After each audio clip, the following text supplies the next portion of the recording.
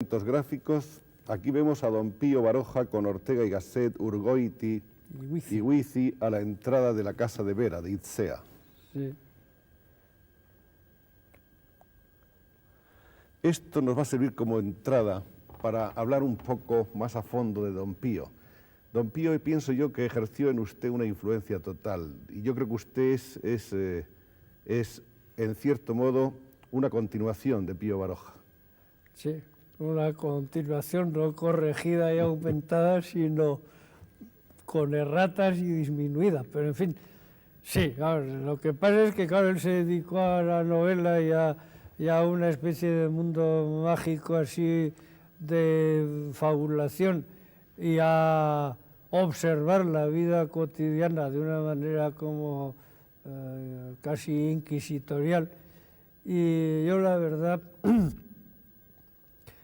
no he tenido la fuerza suficiente para seguir observando la vida con tanta atención y con tanto interés, porque realmente a mí la vida cotidiana o la vida que tengo alrededor pues me ha producido siempre más miedo que a él, más inquietud y también menos interés. Es decir, que la voluntad que tiene el novelista de ser como un notario, un fiel de fechos de todo lo que pasa alrededor y de interesarse por lo mismo por un personaje importante como por una mujer humilde, una portería o de una asistenta, yo esa capacidad o esa especie de posibilidad de devorar todo lo que me echen, eso realmente no lo he tenido y claro, pues eso le quita a uno fuerza y le disminuye. Claro, pues se dedica uno a trabajos históricos o a cosas que en realidad acaso tienen menos Pero interés vital. hay muchas cosas en común entre don Pío y usted. Por ejemplo, esa misma falta de instinto social de la que usted ha hablado a veces. Don Pío era un hombre desdeñoso, al que le importaba muy poco la vida alrededor. No trataba de figurar ante la gente como un hombre de letras ni como un escritor. Él se encerraba a escribir, que era lo que le apasionaba realmente. Usted tampoco es un hombre que cultive demasiado la vida social. Son gentes un poco encerradas en su mundo interior. Sí, sí, eso es verdad. Eso no sé a qué obedecerá. Claro, desde luego mi tío creo que pegó un salto, hizo un cambio de cuando era joven y todavía tenía resistencia para ir a cafés, tertulias, discutir, hablar con editores, escritores jóvenes, tener amistades, reñir en este mundo que le hizo estar en contacto con Maeztu primero, con Valle Inclán, con Azorín, con Unamuno menos, pero también. Y luego ya un momento a los 40 y tantos años en que hay como un despegue progresivo hasta que se convierte en una especie de, no solitario, porque tenía su tertulia, pero un hombre que ya esa especie de carrera propia del literato en la juventud, de contrastarse y tener amistades y enemistades y luchar, ya lo dejó. Yo, claro, no he tenido ocasión de hacer eso porque las cosas a que me he dedicado no son como para apasionar a nadie. Pero también ya yo he empezado eso mucho más pronto. No he tenido El despegue. Despegue casi sin situación previa. Nada. Despegue desde la hora cero. Sí, sí, sí.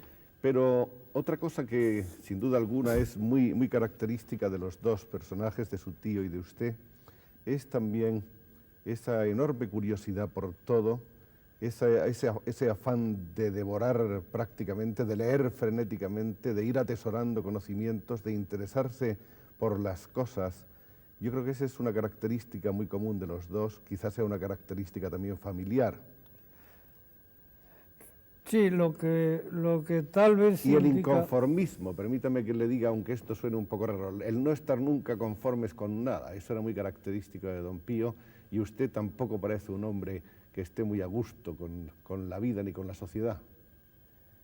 Sí, yo creo que la idea de que la vida es una bebida muy fuerte y que hay que, en fin, como el whisky, hay que aguarla un poco y no tomarlo todo así en dosis grandes y puras, pues hace que para diluir haya que leer, haya que pensar, haya que retirarse un poco si llega el momento para no dejarse llevar por la vorágine, por la varaunda. Y claro, en España yo veo que hay poca gente que tenga esa especie de cautela o de previsión de que si se mete demasiado en la vida, pues puede salir malbaratado. La gente no nota esa especie de desgaste que produce en la vida y nosotros pues siempre hemos tenido miedo un poco al desgaste, a la idea de que hay mucha juventud que se quema, mucha gente que llega a la vejez en plena insensatez, mucho hombre que al final de la vida no sabe todavía qué es lo que es. Y esta especie de prevención o de cautela, pues no, también es un poco rara, sí, porque lo lógico es dejarse llevar un poco por el temperamento. ¿Cree usted que realmente, como le pintaban algunos contemporáneos, yo alcancé a conocer a su tío ya en sus últimos años, le visité a menudo en su casa, sí, y yo no estoy de acuerdo con esa teoría, pero de todas maneras el rumor acuñado por esos otros especialistas en colocar etiquetas decía que don Pío era áspero, que era huraño, que era hostil a las gentes. No, tal vez cuando era muy joven, entre los 20 y los 30 años, tenía cierta condición de aspereza que es muy corriente en los jóvenes.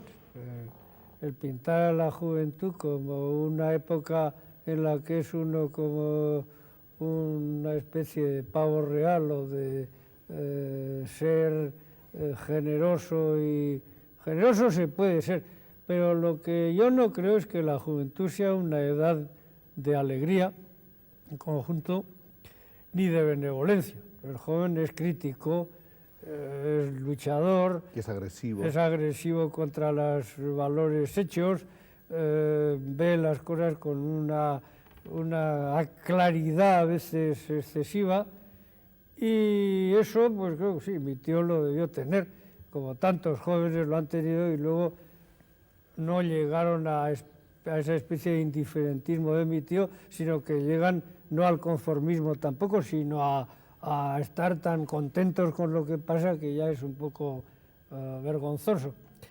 Pero ya de los 50 años para arriba, es decir, que es la época en que yo le he conocido, porque claro, yo nací cuando él tenía 40 y tantos, pero ahora me acuerdo de él al borde de los 50. De los 50 a los 80 años, pues era un hombre más bien suave de carácter y con cierta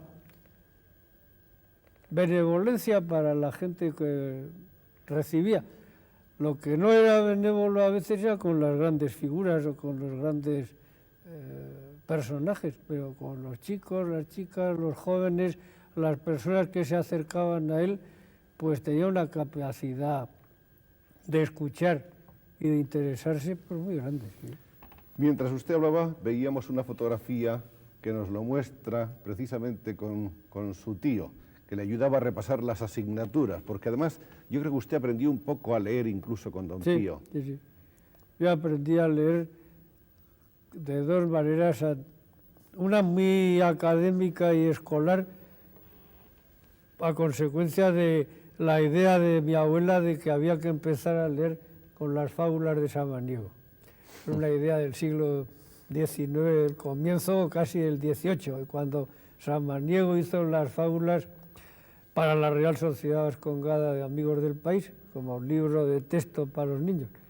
Claro, la realidad es que las fábulas de Samaniego hay que tener, no digo que 60 años para entenderlas, pero en fin, a la primera edad entender ese simbolismo de las fábulas es... Claro, yo me aburrí con las fábulas y entonces mi tío cogió unos versos satíricos de Martínez Villерgas y con eso terminé. Pero, en fin, la vida de la primera niñez en aprendizaje fue con mi abuela y mi tío. ¿Sí? Ha dicho usted de su tío que tenía una cara que no era común en el país, que era una cara como eslava y casi como socrática. Sí, andaba una cosa un poco intermedia de Lenin a Sócrates pasando por Verlaine. Pues ahí esas tres imágenes daban una especie de contextura.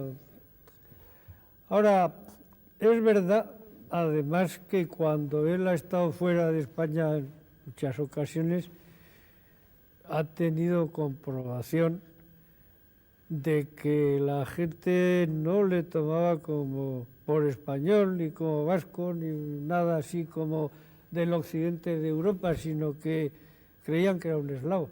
Ahora, en París le pasó con un señor que le preguntó en la calle una cosa creyendo que era ruso. En Suiza, cuando estaban allí los refugiados revolucionarios rusos del año 13 y 12 y en esa época, pues también lo consideraron como uno de la trinca. Y siempre sí, había ahí algo no sé, nórdico oriental, barba rojiza, una complexión bastante, además distinta a la de su hermano y de mi madre, que eran ya tipo más vascónico, así, racialmente. Sí. No solamente le enseñó usted a leer de dos maneras, sino que le enseñó a muchas cosas. Por ejemplo, él era un gran contestador paciente de todas las preguntas que un niño, lógicamente, va disparando sin cesar cuando caminaban ustedes por los caminos de Vera y cuando, por ejemplo, los domingos se lo llevaba usted de paseo y luego a comer a casa de Ortega y Gasset, que creo que es otro de los recuerdos que usted tiene. Sí, sí. Sí, claro. Mi tío, desde el año 9 o antes, hasta la República, tuvo una relación muy continua con Ortega. Claro, Ortega era mucho más joven que él, era un hombre de otra, en fin, formación intelectual, filosofía, letras, luego una preparación en Alemania muy grande, pero ya cuando mi tío era amigo de su padre, de Ortega de Munilla, tenían relación, antes de que se fuera Ortega a Alemania. Y después, la revista aquella España, el año 15, en esa época de la guerra del 14, se afianzó más y entre el 20 y el 28 o 30, casi todos los domingos en invierno, mi tío iba a comer a casa de Ortega, a la calle Serrano, y yo solía ir con él y ellos se quedaban a discutir o a hablar en el despacho, en la biblioteca de Ortega, y yo pues iba a jugar con José Ortega, el actual Ortega Espotorno, y con Soledad. Miguel, el médico, era mayor. Pero esa especie de familiaridad la tuve pues desde 6 o 5 años hasta 10 o 12, o por esa época. Sí. En esta saga de los Baroja, que va surgiendo un poco al hilo de la conversación, no podemos naturalmente olvidar a Ricardo, a su tío Ricardo.